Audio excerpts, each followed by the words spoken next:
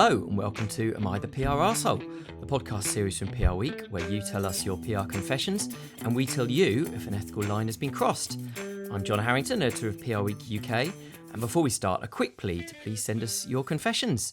They are totally anonymous and can be submitted via a form on this podcast descriptor and on prweek.co.uk. So if there's something you want to get off your chest or if you just want to join the fun, we want to hear from you. As usual, the anglerfish illuminating our path through this moral Mariana Trench are Shayoni Lynn, Chief Executive and founder of Lynn Advisory Group, and Richard Fogg, MD of the Hoffman Agency UK. How are you both? Delighted to once again provide the faint, unsettling glow required to navigate the very deepest parts of PR morality. Wonderful. Very pleased that we're still here and we haven't been cancelled. This is the third one, so I think we're doing pretty well. I'm quite happy with us. Excellent. And business good? You both well, generally? Yeah, good. I was in France last week, thankfully not as warm as I expected. Back in Cardiff, and aren't we supposed to be having a heat wave? Because it's grey. It's so grey. I was like, sure we're meant to have a heat wave.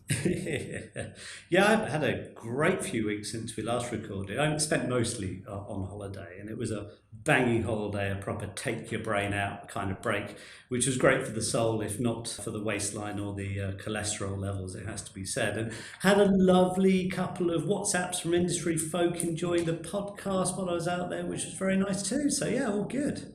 Good stuff. Good to hear.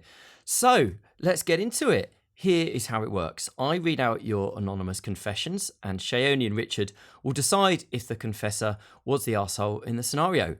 If they don't agree, I have the deciding vote. Okay, so first one. This is from someone who calls himself Simon, who's an account executive in his early 20s. Here we go. In my first year in PR, the now ex-editor at a fairly major publication was very rude to me after I'd pitched him a client's financial results. He requested more in-depth financial information and the client declined to provide it. The thing is, the information he was after was available publicly, and I know he knew this because he'd used it to write a scathing piece a week earlier when that information was filed at Companies House. His reply to me included phrases like, "You clearly don't know what you're doing," and "You legally must give me this information." Why might I be the arsehole? I literally never pitched him again. Even if he was on our media lists, I'd go to one of his colleagues instead. Whoops. He's now gone to an even more major publication, and I'm still leaving him off media lists. AITPRA. Less media relations, more like a one-person embargo, right? How long has it been? Yeah, that's quite the grudge.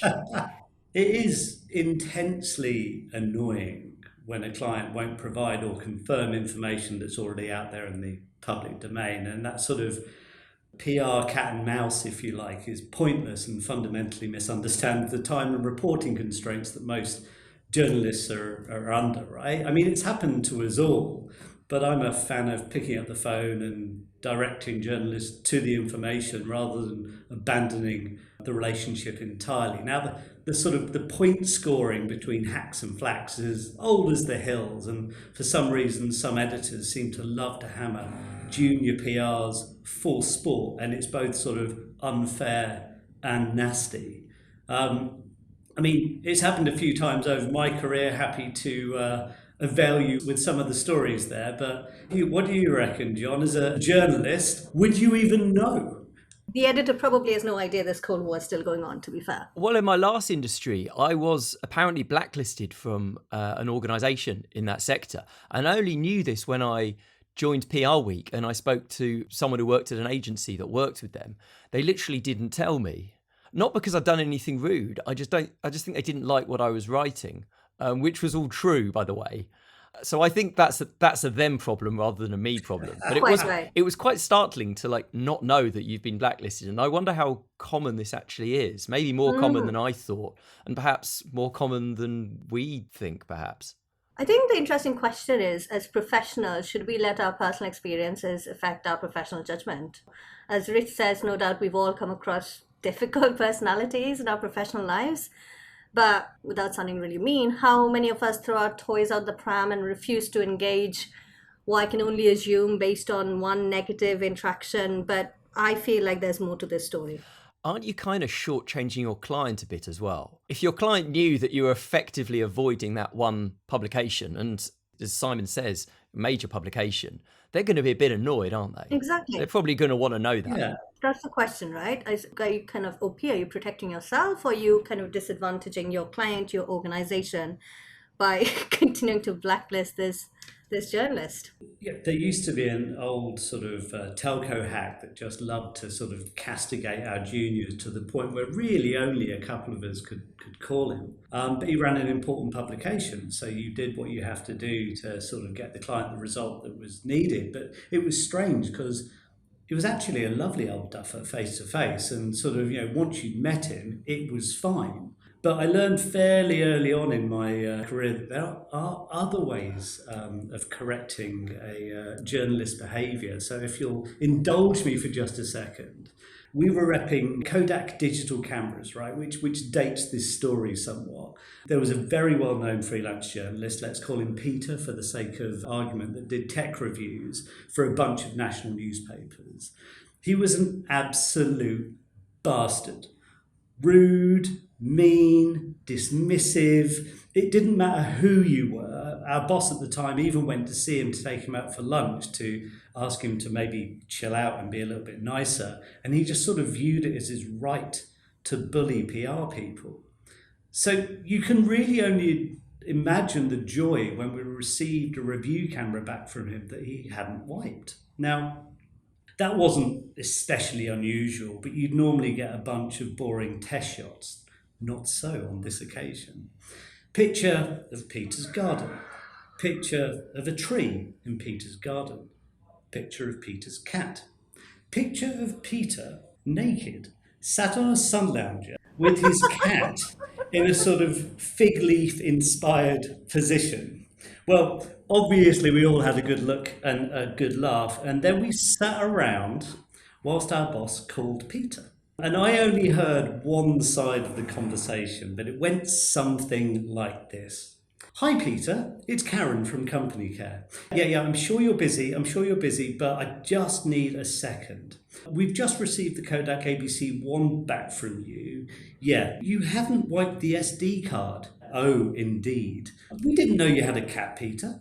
Yeah, so look, I'd just like to take you back to our lunch a couple of months ago. I'd like to ask you again that you treat our team with some basic respect, and I'm assuming that would be okay now. Because it'd be a shame to have to call your editor or the picture desk for that matter. Now, I'm not sure if he could hear us all losing in the background, but he was nice as pie from that day forward. So there you go. There are other ways of dealing with this stuff. You just happen to have. You just need to have compromising photos of the journalist involved. It's absolutely mental, but in all seriousness, I mean, it's just poor professional behavior, right, on both sides. Because if this happened, as OP describes, saying you clearly don't know what you're doing, it's not.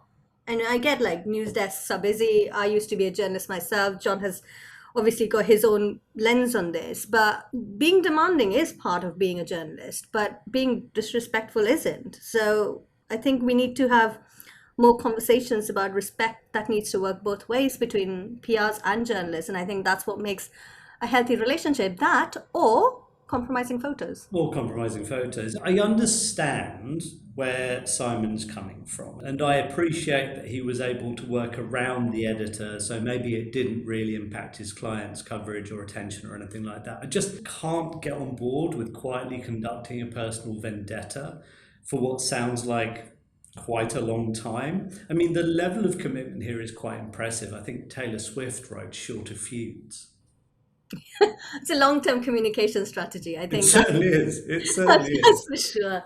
But I mean, can I just say, as human beings, right? Like, we all experience, I'm gonna just think about this behaviorally. We all experience cognitive biases, right? So these are mental shortcuts that we take to make everyday decisions, and they do lead to predictable errors. And in this case, what OP has described is classic availability bias. One bad interaction is disproportionately shaping how they think about someone for years afterwards, and I do understand that our brains are really charged to remember those really positive or really negative interactions, but they're much less good at asking whether that person is still the same person, X number of years later. So going back to the same question that John, you asked earlier, is who is this kind of serving? Is this serving your ego and protecting yourself, or how is this kind of serving the client or organization you work for right now?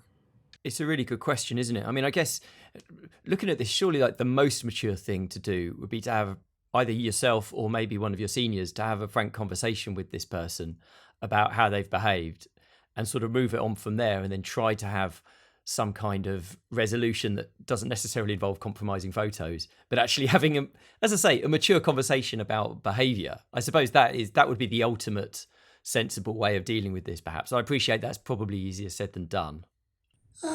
It doesn't have to be, but I think it feels like this has sort of gone under the radar a little bit. I mean, look, the case for the prosecution is that Simon's meant to represent his client's interests impartially and not run a personal loyalty program based on old grievances, right? So deliberately steering coverage away from a legitimate senior journalist, regardless of past rudeness, arguably shortchanges his clients of relevant media opportunities. It's using, to your point, Shay, it's using company resources to settle a personal score, however quietly.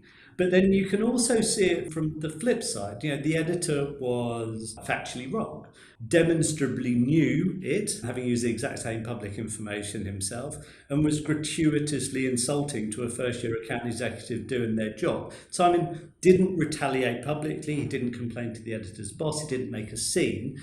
He simply chose not to go out of his way to help someone who was needlessly cruel to him. It's not really misconduct, it's sort of boundaries with a long memory. But to your point, Shai, about sort of the availability bias side of things, this is journalists say that relationships matter, and I don't think you're ever going to get a better example of why they matter. Yeah. Okay, should we go to the verdict? Richard, what are you saying? I find no arsehole crime here, just a sort of world-class capacity for holding a grudge. But if Simon worked for me, I'd want him to distinguish between protecting himself from abuse and quietly limiting the client's options. And at some point, even an administrative revenge deserves some kind of a parole hearing. Fair enough. And Shayoni? I'm going to go with a very soft arsehole statement here, AITPRA. Not because I think OP obviously protected themselves after someone behaved badly, and that's understandable. But I think in PR, we have to keep asking whether our decisions are serving the client or they're serving our own needs and our own grievances and biases. And I think it's about, are we doing the right thing to get the right results? So for me, I think I understand where OP comes from, but a tiny bit arseholey. Right. Wow. That means I've got to make the deciding ruling. Wow.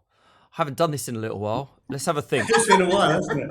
Let's have a think. I mean, I'm going to come down on NTA. I think I totally agree with what you're saying, Shayoni, in the sense of this isn't the best way to do it, and there are better ways to do this. But I think it's a bit harsh to call this person an arsehole, because I do think quite a few journalists sort of abuse their power and can be rude, beyond rude, aggressive, and actually it can have a really big impact psychologically on people. And I think it's just a nasty way to be. So although I don't think it was the right thing to do, I'm going to say NTA. So that is therefore our verdict, not the arsehole. Okie doke. Thank you for that. Enjoyed it. Let's go on to the next one. This person calls themselves Outmaneuvered, and they're a senior in-house comms director in their 40s. Okay. I went back to work after maternity leave to be faced by a sob story by my maternity cover, who was male and middle-aged. I tried to help him find opportunities to stay in other roles. All the while, he secretly pitched himself for my role, claiming I wasn't coming back up to speed, and 6 months after returning, just past the mandatory protection period, the company made my role redundant. Created a new role with 70% of my job description. Told me I was welcome to apply for it, but I had intelligence from a board member that they already knew who they wanted to hire. And of course, it was him, the snake. I blocked him on LinkedIn, refused to talk to him. He took offence and complained about my behaviour over the few weeks I had left. And I was forced to write him a handover note for the job he had already been doing. He and the company were arseholes in my view, but please tell me, AITPRA. This feels a lot like, I'm going to make one comment and then we're going to get really serious about this, but it feels a lot like an episode of Traitors. I have so many questions, and they're not about OP, and they're about the organization OP worked in. It's shocking, it's appalling, there's so much to unpack, and if this happened as described, serious questions here about employment law itself, which we are not going to get into and determine because we only have one side of the story. But I think the first thing to say here is that for me, I'd say that this story resonates because many women listening will recognize elements of it, whether it's mat leave, whether it's returning to work after having a child. We hear versions of these experiences far more than we like. Certainly at Break the Silence, one of the things we consistently hear through our listening work is how women leave not because of one dramatic incident, right? It's the accumulation of experiences that make them feel less valued in our industry, especially after major life events. And I don't think we can judge whether this particular redundancy process itself was fair because we simply don't know enough, but we can absolutely judge how this appears to have been experienced. And I think that's really important. We've had quite a few genuinely heartbreaking submissions that are not quite in the vein of the jocularity we're aiming for with this podcast. And this, for my money, is one of the most shocking. It made me so angry, and I'm so sorry it happened to this person. It absolutely sucks, and I'm no employment lawyer, and we only have one side of this, as you say, Shay. But the timing and the creation of substantially overlapping role would certainly have made me seek proper legal advice. Been treated appallingly. It's a perfect example of why pressure groups like Pregnant Then Screwed have to exist. And I hope you've been in touch with them. So yeah, it's genuinely shocking. But to sort of execute a rather clumsy handbrake turn, the sort of dark comedy here is sort of dramatic irony at its finest. She spent weeks generously trying to help the man who was at that very moment dismantling her career from the inside. It's sort of a workplace thriller described as a niceness contest, and the final indignity being made to write a handover note for a job he'd already secretly sort of been vying for months is almost Shakespearean in its cruelty. Yeah, he's the villain. She's somehow also on trial for blocking him on LinkedIn. Shai, you said traitors. I think this is more corporate Game of Thrones. He didn't so much keep the seat warm as measure it for himself. And the phrase, "you're welcome to apply," deserves its own circle of hell. It's absolutely awful. It's shocking. I mean, on the mat cover, let's separate ambition from behavior because I don't think ambition is a problem. The question is whether ambition comes at someone else's expense. There's nothing wrong, I understand, with wanting the role, but it's how you go about it. If you are quietly undermining the person that you're covering for, that's trying to help you, whilst you're presenting yourself as being supportive and deceptive, that's a very, very different issue. And it's a very, very arsehole move. And on the LinkedIn block, I mean, frankly, OP, if blocking someone on LinkedIn is the worst thing you did in the story, I think you've shown remarkable restraint. Yeah, I'd agree. I mean, and the handover note is, a real crime scene here, isn't it? She trained her own replacement twice. It's just like, I'm flabbergasted. It is awful, absolutely awful. I mean, if you were to sort of try and make, the case for the prosecution, then you could potentially argue that refusing to speak to a colleague and blocking him outright, however justified it may seem, is arguably unprofessional conduct in a workplace. If we're being strict tribunal style about it, burning every bridge on the way out, even the ones attached to snakes, can look retaliatory rather than composed. But I don't believe that. I can't believe that. She was made redundant under just past the protection period timing, replaced by somebody she'd actively tried to help, using intelligence that the decision was made before she even had a chance. Blocking him and refusing conversation isn't misconduct. It's, to your point, Shai, it's the bare minimum act of dignity available to somebody who discovered she'd been quietly played by a colleague she trusted enough to mentor. This is less, am I the PR arsehole? More, Am I starring in Succession? Yeah, like point me to the nearest tribunal. It's shocking. And we hear so many of these experiences, and it's really heartbreaking. Only yesterday on our Break the Silence group, someone shared, and this is honest to God, it's true, and it's on LinkedIn. All the receipts are there. They had applied for a position in a role that was highly specialized and highly niche. And they had a response back on LinkedIn from the recruiter saying, "Oh, you're great, great credentials, but the maximum age limit for applying for this job is 40." Oh, I saw this. Yes. Is that really true? It's absolutely true. And this is shocking. And like the absolute blatant disregard for employment rules. And I get the recruiter was from a different market, and this particular organization is trying to make inroads into the UK, but you're operating on UK law. So I think this is a lens into something that's deeply systemic in our industry and happens only too often. And we need to talk about it more. Our profession has to get better at recognizing that parenthood, caring responsibilities, other life transitions shouldn't come quietly and become career penalties, especially for women. And if women repeatedly tell us that they experience this after every single major life event like mat leave, we need to stop treating these as isolated incidents and really ask ourselves, what does this mean for our culture? I'm not sure I've got much to add to what you two have been saying. I completely agree. I think this just made me really depressed, frankly, to read it. I think we can all kind of try to put ourselves in the position of outmaneuvered. Obviously, if you're a woman, you're probably going to have more of a sort of direct experience of these sorts of things, or it's more likely you would. But I think, as I say, the whole thing is depressing, and I think we've got to keep focusing on the fact that these issues exist in our industry as much as they do in society, and maybe more. Who knows? I mean, yeah, very, very depressing. And that point about this person, yeah, sort of blocking them on LinkedIn. I mean, yeah, I just think, apart from anything else, LinkedIn is your own personal channel. You haven't blocked their emails. You're allowed to do whatever you want on your own social media channels, presumably. Depressing, I think, is the word. Depressing but true, sadly. Okay, I think we should go to the verdict. Shayoni, would you like to go first? I mean, the organization clearly are the assholes in this story. Again, we'll go back to what strikes me is that how familiar this story feels.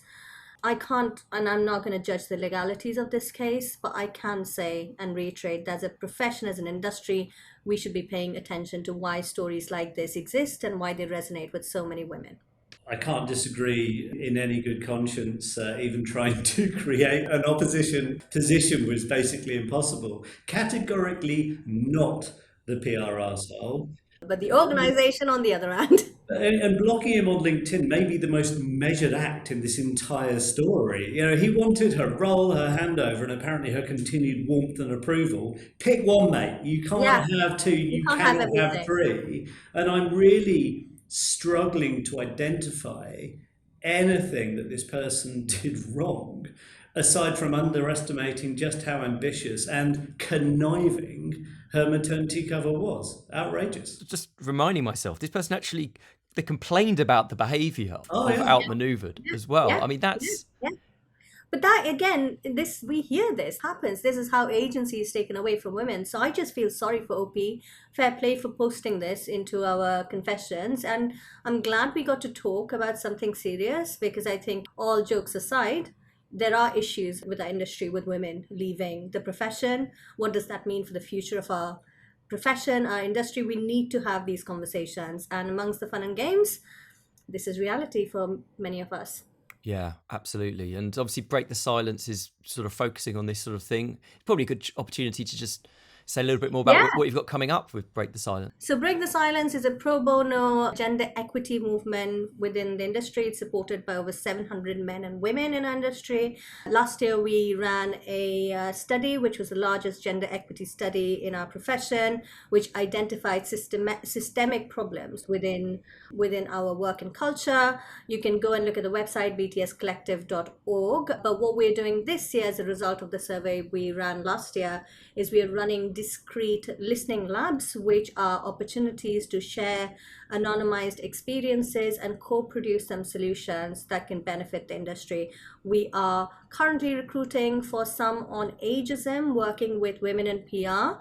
But we'll be running those sessions across the year with Women in PR, but also independently, where we look at parenthood, we look at next gen, we look at gender, of course, and we also look at allyship, because it's really important for us to include men in these conversations. So my appeal to our listeners, please get involved. If you are an agency owner, would love to hear from you to see how we can get your teams involved. If you're an in-house leader, would love to hear from you. And if you're not in senior leadership, we'd love to hear from you. We need to listen to next gen as well. So please get in touch, join one of our listening labs and contribute to your experiences.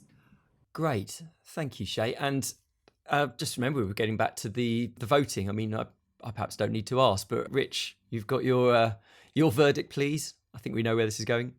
Yeah, definitely not the PR arsehole, but everyone else in this story was an arsehole. Yeah, there we go. That's the verdict. NTA. Okay, so this final one is from somebody called Gary, who works agency side. And in terms of their age, they've said young enough to do silly things, old enough to know better. Okay, here we go. The CEO of a well-known agency emailed the entire staff accusing everyone of stealing electronic equipment without any evidence this had happened. It was just missing, and threatened to freeze all planned pay rises until it was found. This type of behaviour was not unusual. The agency in question, a few days later, got awarded a prestigious title in a well-known national media list that celebrates culture. I wanted to forward a copy of the email to said newspaper to see if they thought it was reflective of the so-called culture they were awarding. I didn't, but would that make me an arsehole? AITPRA. It's a funny one, this, isn't it? Because it's if I did this thing. What are your thoughts? Let's assuming this person did do this, because I think that's the only way we can really judge this. Was that justified, do you think? Would that be? I mean, can we just rewind though? Because nothing says best place to work quite like accusing your entire team of theft before coffee. What? Can we just talk about that? That is an insane accusation. It really is, isn't it? It's sort of practically The Office, isn't it? It's like if David Brent had access to collective punishment, this would literally be a storyline. It's wild, absolutely wild. I mean, you've got to love some rampant hypocrisy though, haven't you? It's like one of the most renewable energy sources in agency life. Congrats on winning Best Culture, please empty your pockets. If sort of accusing your entire workforce of stealing as a leadership style, then presumably the Christmas party involved a polygraph and a bag search. It's absolutely crazy. But but there is, a sort of a real question underneath it. If a company publicly celebrates an award for its supportive people first culture, do its employees have any right to challenge that public image when their private experience is completely different? And I, for one, are actually a little bit disappointed that Gary didn't forward that email, because it would have been like the awards equivalent of VAR, which I would be absolutely here for. But John, I'd be really interested in your view as an editor. And suppose an employee at the winner of a PRWeek People and Places Award sent you an authentic company-wide email in which the CEO accused staff collective of theft and threatened everybody's pay rises. Would you investigate it? Would you approach the agency? Or would you regard it as one furious employee leaking an internal management dispute? I guess the difference there would be if it was one of our awards, then clearly that's something that we'd need to talk to the awards team about. And then maybe the judges, and maybe, do you know what I mean? That's a different process from a purely editorial. If this was an award scheme from a different publication, then I think, we would look into it. Yeah, absolutely. I mean, if it was authentic and if there was sort of evidence that these things had happened, then I think that sort of thing is pretty obviously bad form. I mean, I can understand in a way why this person didn't do it. It might be that this was a very small agency and actually they feel they could be identified.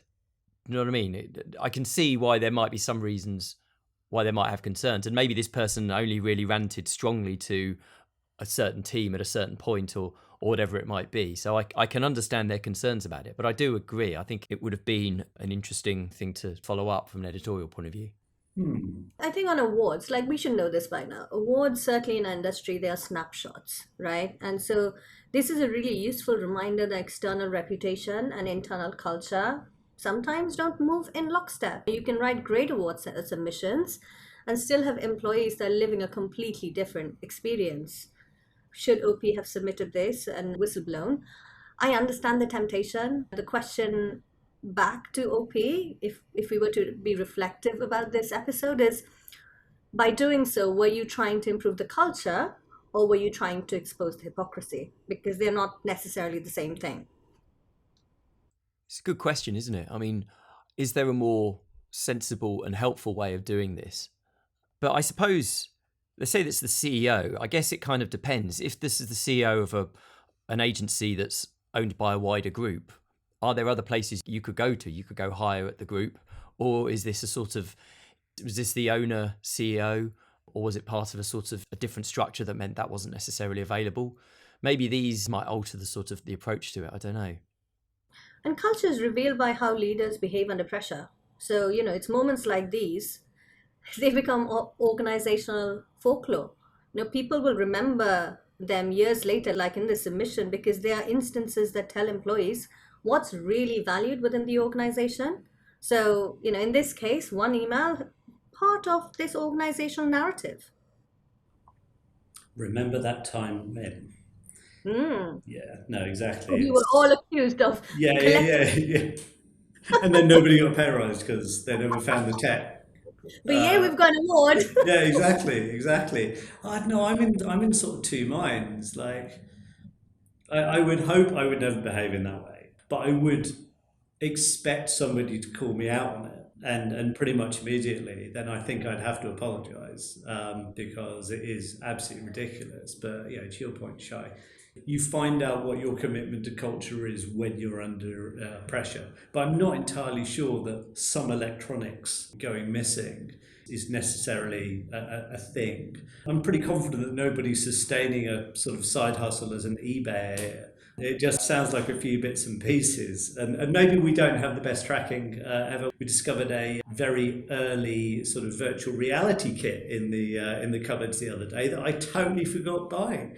But, somebody could have made some money on eBay from that. I mean, your case for the prosecution here is very much that Gary considered leaking an internal sensitive mail to a national newspaper to potentially embarrass his own employer. And that's a genuine breach of trust and confidentiality, whatever the provocation. Even entertaining it on principle puts him on shaky ground. And so we've got to ask whether I thought about it but didn't do it is really a full defence.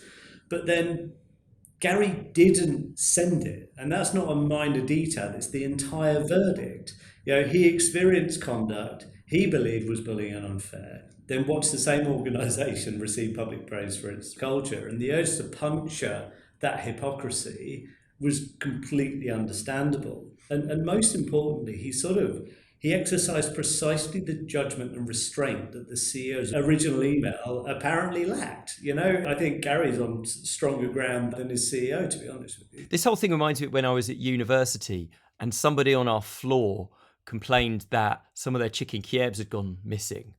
So therefore, as a result of that, they just chucked loads of food from the fridge out of the window.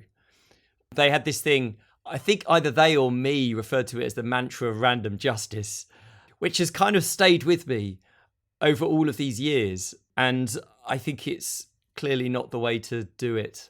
But that's what happened in sort of halls of residence in South Woodford in 1999. So anyway, back to this topic. I think we just go for verdicts. Shayoni, what do you think?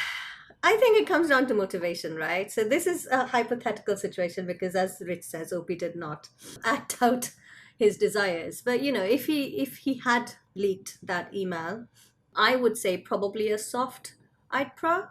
Not because I don't understand why OP wanted to send it. I really, really do. But I think the question to ask is, what's the outcome that you're trying to achieve? Because if it's revenge, probably not. If it's exposing something that's putting people at risk, that's a different conversation altogether. So, it goes back to how systemic was this behavior. Apparently it was. What would have been the purpose of leaking something like this? Would that have created better culture? Has OP gone and explored other channels and avenues of pursuing his concerns?